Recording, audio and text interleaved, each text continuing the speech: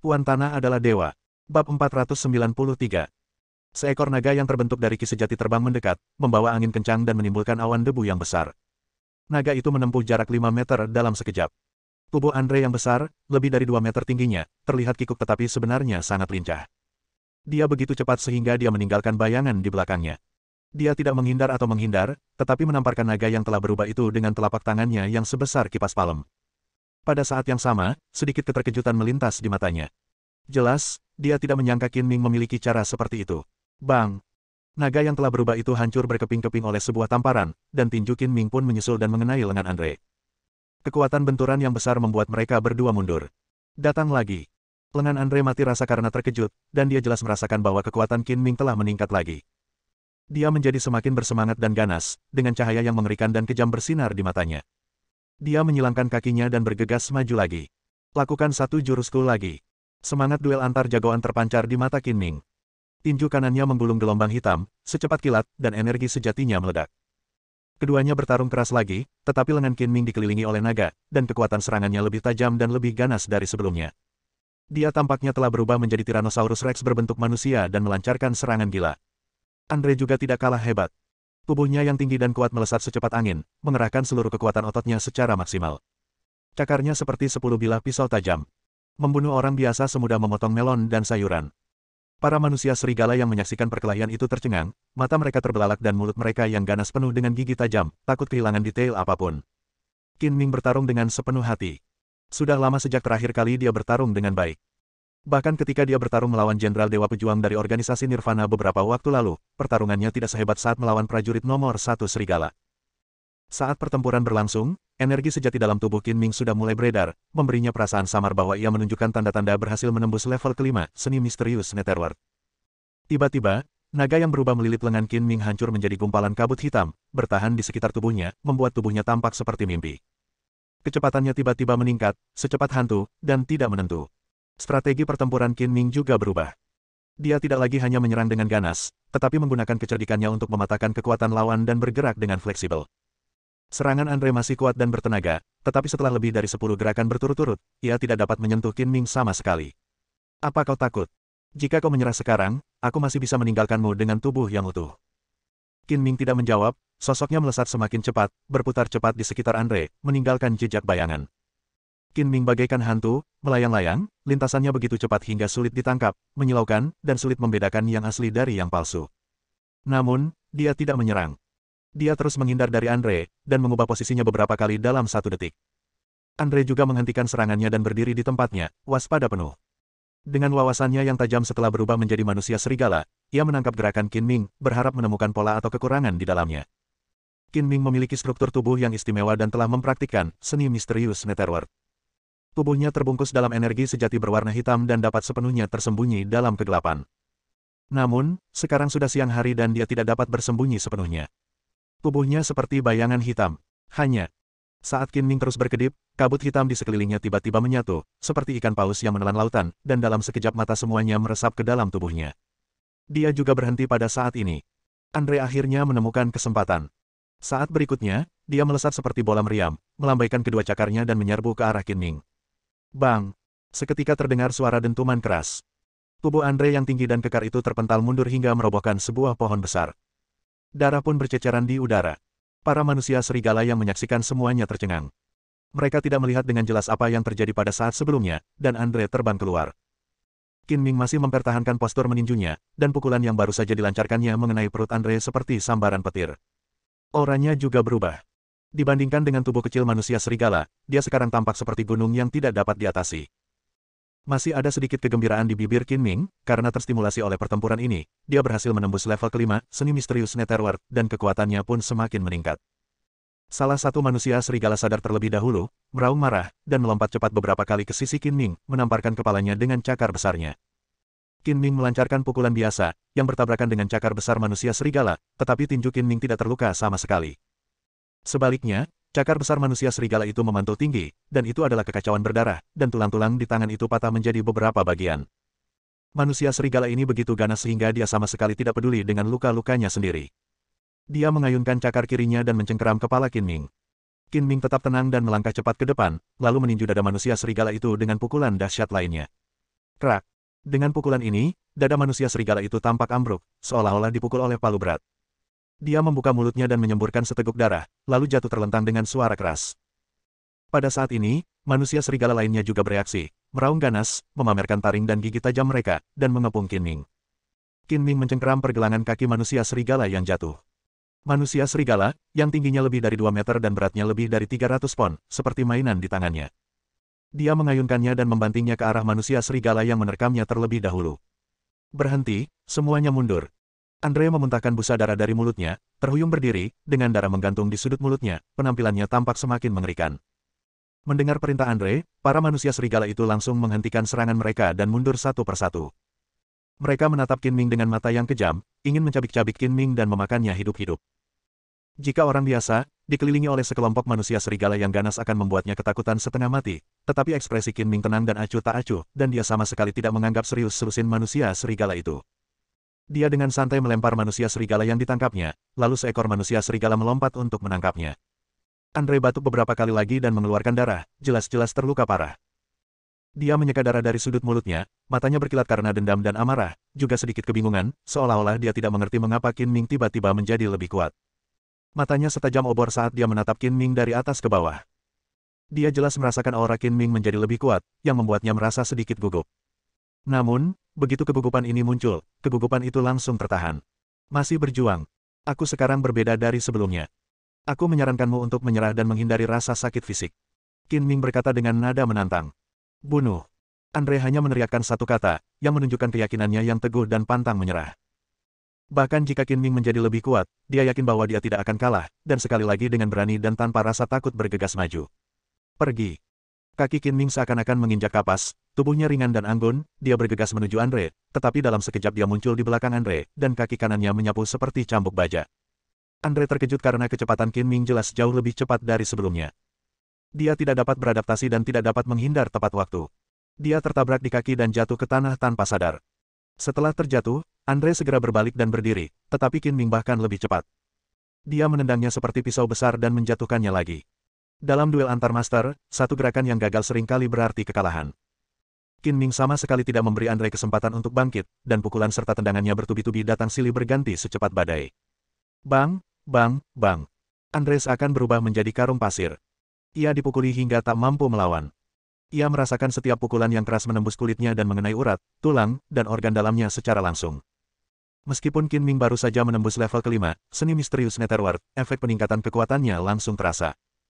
Kecepatan dan kekuatannya menjadi jauh lebih kuat, dan energi sejatinya melonjak dalam tubuhnya seperti naga yang menunggangi angin dan ombak.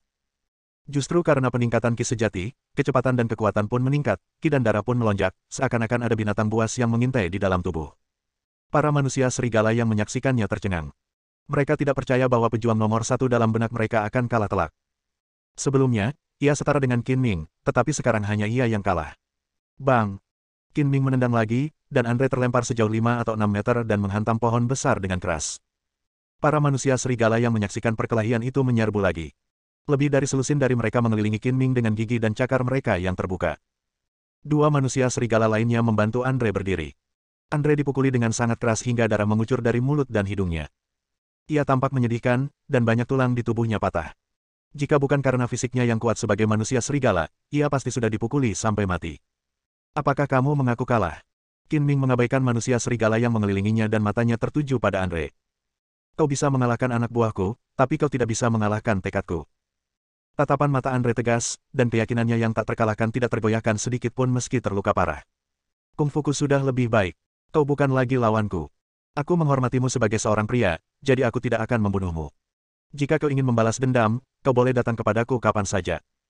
Tapi kau harus berjanji untuk tidak menyentuh keluarga dan teman-temanku, kalau tidak aku akan membalas dendam. Qin Ming mengucapkan paruh terakhir kalimat itu kata demi kata, nadanya memperlihatkan keagungan yang tidak perlu diragukan lagi. Alasan mengapa dia mengatakan semua ini sepenuhnya demi Bai Linglong. Bagaimanapun, Bai Linglong masih harus bekerja di Paris, dan dia tidak ingin melibatkan Bai Linglong karena dendamnya sendiri. Kami manusia serigala juga punya tata krama sendiri.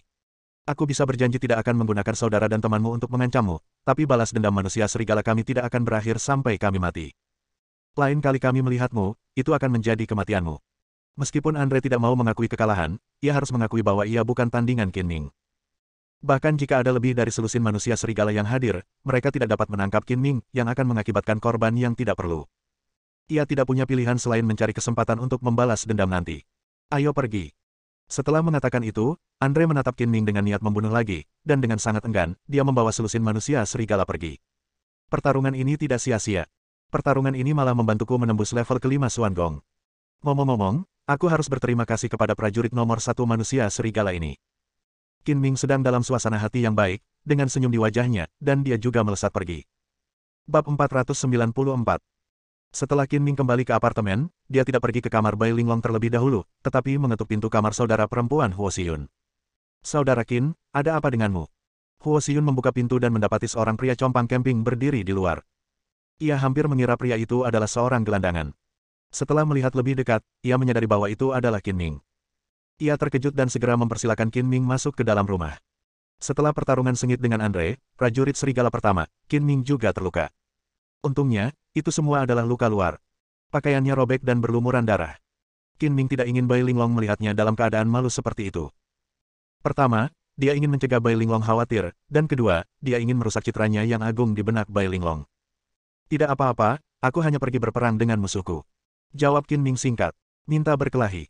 Huo Xiyun memutar matanya, tidak percaya dengan penjelasan Qin Ming, tetapi tidak bertanya lebih lanjut. Dia bertanya dengan khawatir, bagaimana lukamu? Apakah kamu ingin pergi ke rumah sakit? Tidak ada yang serius. Kelihatannya mengerikan, tetapi sebenarnya itu hanya luka ringan. Dia akan baik-baik saja setelah 2 hari istirahat. Qin Ming berkata dengan acuh tak acuh. Cedera ini tidak berarti apa-apa baginya. Akan sepadan jika dia bisa menembus level kelima, Netherworld Mysterious Art, melalui latihan tempur. Tolong bantu aku dan belikan aku beberapa pakaian. Dan jangan beritahu kakak Bai bahwa aku terluka. Untungnya, kita punya kotak P3K di rumah. Biarkan Xiao Yu membantumu membalut lukamu. Aku akan pergi membelikanmu pakaian. Setelah bertanya tentang ukuran pakaian Qin Ming dan meminta adiknya Huo Xiyu untuk merawat Qin Ming, Huo Xiyun pun keluar. Kakak Qin, biar aku bantu melepas pakaianmu supaya aku bisa membalutmu. Huo Xiyu memiliki kepribadian yang dingin, tidak seantusias kakaknya Huo Xiyun, tetapi ketika dia melihat Qin Ming terluka, masih ada kekhawatiran di matanya.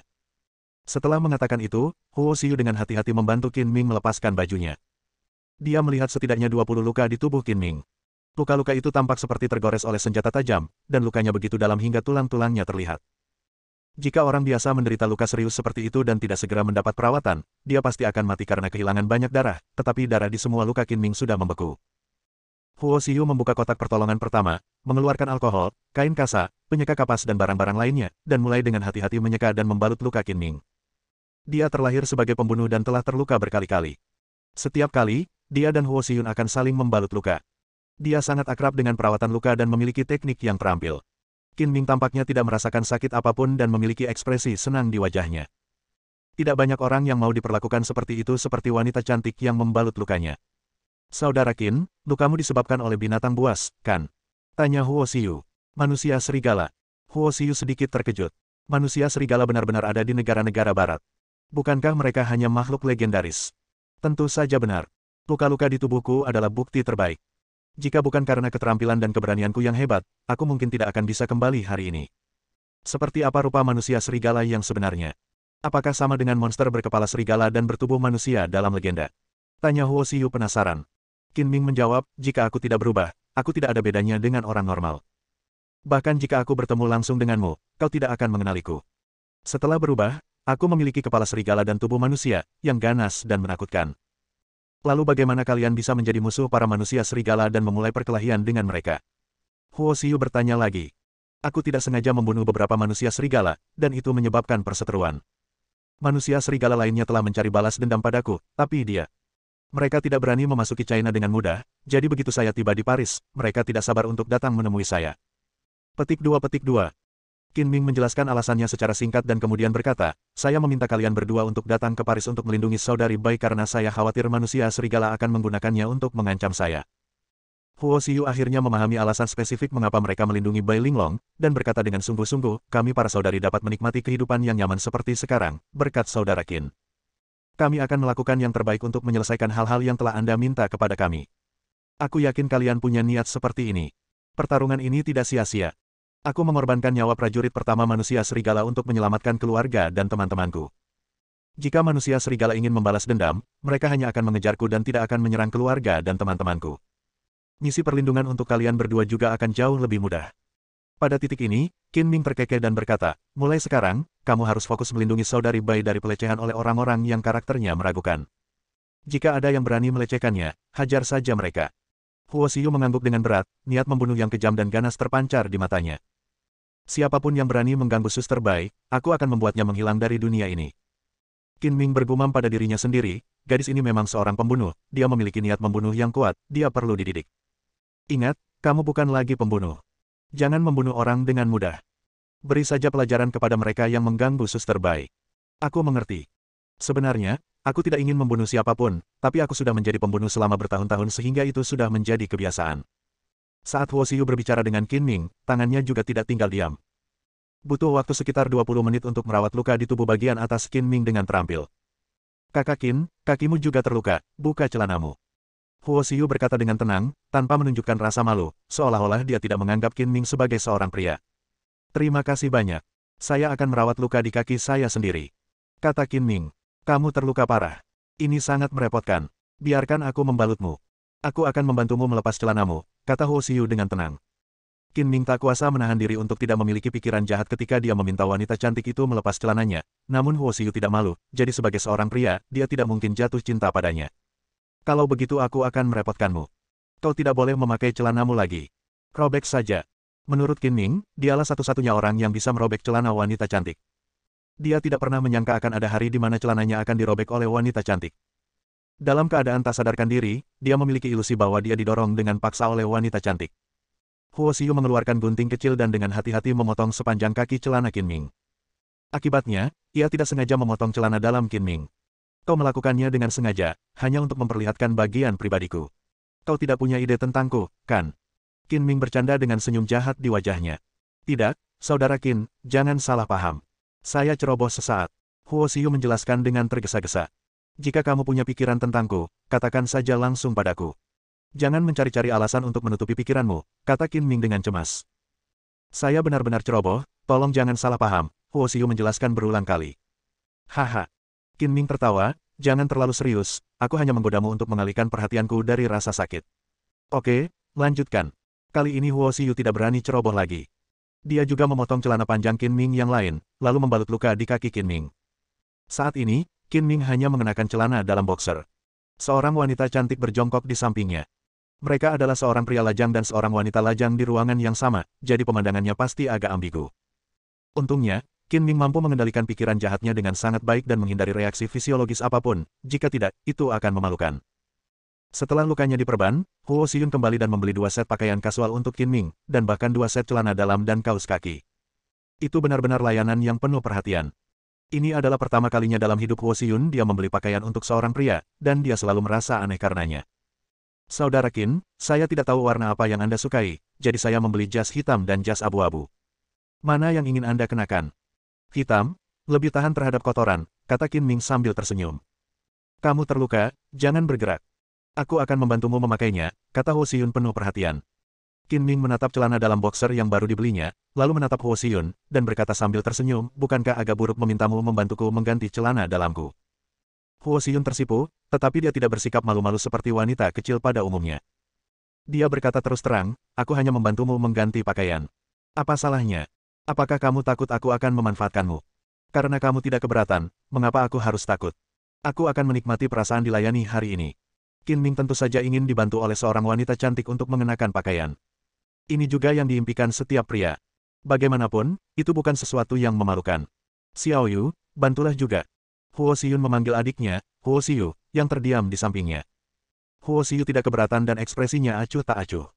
Mereka berdua tumbuh dalam organisasi pembunuh dan mengembangkan beberapa ide yang berbeda dari orang biasa. Mereka tidak menganggap ada yang salah dengan membantu Qin Ming mengenakan pakaiannya, meskipun Qin Ming telanjang, dan mereka sama sekali mengabaikan apa yang dilihatnya yang seharusnya tidak dilihatnya. Kedua saudari kembar itu berdiri di kiri dan kanan, dan dengan hati-hati membantu Qin Ming mengganti pakaiannya seperti pembantu yang melayani tuannya. Qin Ming sangat senang dan tidak dapat menahan diri untuk tidak menggoda, ya, jika ada yang bisa menikahi kalian berdua, mereka akan diberkati dalam kehidupan ini. Sayangnya, Tiongkok adalah masyarakat monogami. Apa salahnya dengan monogami? Huo Xiyu tidak peduli. Xiao Yu dan aku sudah berdiskusi bahwa jika kami menikah di masa depan, kami akan menikahi orang yang sama. Status sama sekali tidak penting bagi kami. Selama orang itu benar-benar mencintai kami juga menyukainya.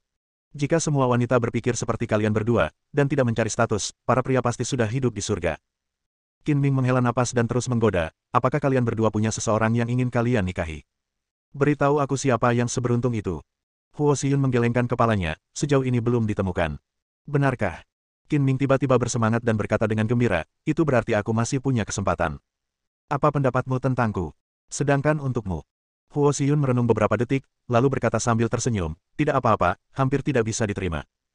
Jika kami tidak dapat menemukan orang yang cocok dalam waktu 5 tahun, kami akan mempertimbangkanmu. 5 tahun. Qin Ming mengerutkan bibirnya.